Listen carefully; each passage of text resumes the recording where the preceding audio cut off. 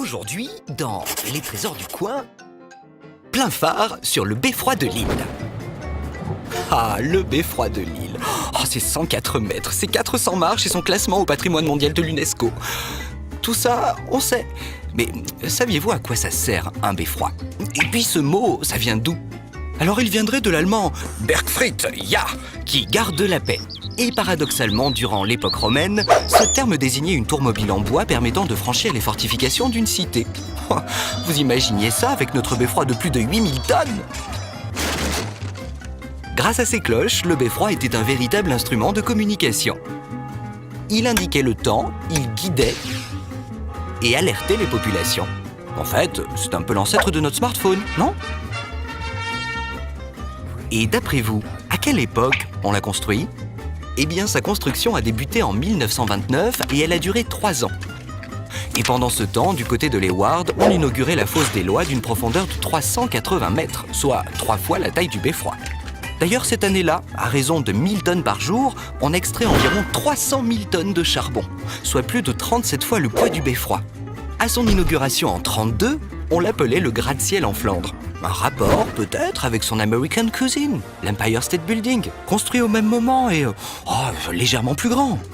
Whatever. Mais en 1932, un beffroi, est-ce vraiment utile, franchement? Eh bien oui, il faut dire qu'à cette époque, les nuits lilloises étaient très ensoleillées. Le phare du beffroi éclairait le ciel jusqu'en Belgique et était visible jusqu'à la mer du Nord. Une lumière sur le beffroi. Mais pourquoi un phare en pleine terre en fin de compte? Le phare qui est en haut, c'est pas pour guider les péniches, non?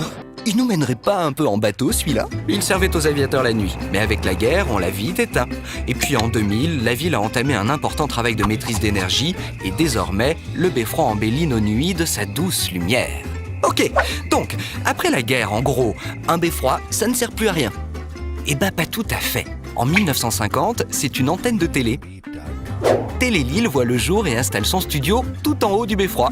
Et Télé Lille a d'ailleurs permis aux nordistes de pouvoir voir la première édition de l'Eurovision. Événement télévisuel incontournable. Bon, enfin, à l'époque. Et ce beffroi et son phare, on le voit jusqu'où? Le flash lumineux du beffroi est visible depuis Rimbaudcourt, Fresnes-les-Anvins, Zonnebecq et Mont-Bernanchon, soit 30 km à la ronde.